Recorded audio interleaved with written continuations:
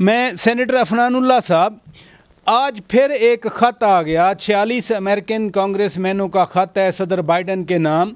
अब ये अमरीकी मुदाखलत तो नामंजूर हुआ करती थी, अब अदम मुदाखलत नामंजूर है कि पाकिस्तान के हालात में आप जो है वो मुदाखलत करें, क्योंकि वहाँ लॉबियस्ट PTI के जो हुकूमत आपकी कहती है पैसे देते हैं और वो ख़त लिखते हैं। ये क्या माजरा है?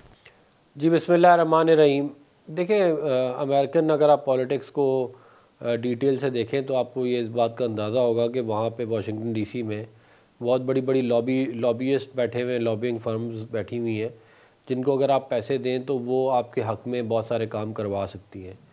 और ये एक मतलब बहुत पुराना सिस्टम है और इसको लेकिन नॉर्मली इसमें होता ये है कि मुल्क जो है वो अपने मफादात को प्रोटेक्ट करने के लिए ये लॉबिंग फर्म्स हायर करते हैं और उनसे फिर अपने मुल्क के मफादात के ऊपर काम करवाते हैं।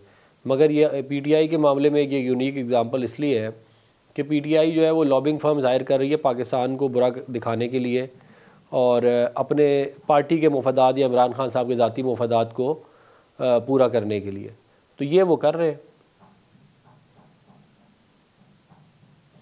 जहाँ तक बात है डील की, जी कि ये कहा गया कि जी हम डील करके नहीं जाते, हम डील करने वाले लोग नहीं हैं। देखें, बात ये है कि अगर आप डील करने वाले लोग नहीं हैं तो फिर ये हाइब्रिड निज़ाम आया कहाँ से, ये एक पेज बना कैसे, ये कैसे RTS बैठा, कैसे अंपायर की उंगली खड़ी हुई।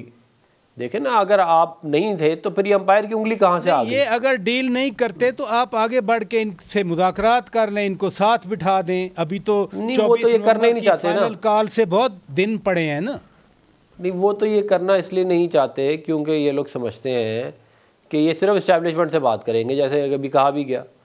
तो मुझे बता देना कि जमहूरी लोग तो चार्टर ऑफ डेमोक्रेसी में बिलीव करते हैं, करने चाहिए उनको, आवाम की ताकत पे बिलीव करना चाहिए। मगर अगर आप ये जो है कहें कि जी मेरी जब हुकूमत थी तो वोट जो है वो एजेंसियाँ पूरा करती थीं, तो ये आइन में कहाँ लिखा हुआ है कि आप एजेंसियों को इस्तेमाल करके वोट पूरे करवाएं? मुझे आप बता दें इसका जवाब। तो ये निज़ाम जो इस मुल्क में आया है, ये तो निज़ाम लाए ही PTI है। इससे पहले ये निज़ाम इतना ख़राब नहीं था जितना ये करके गए हैं।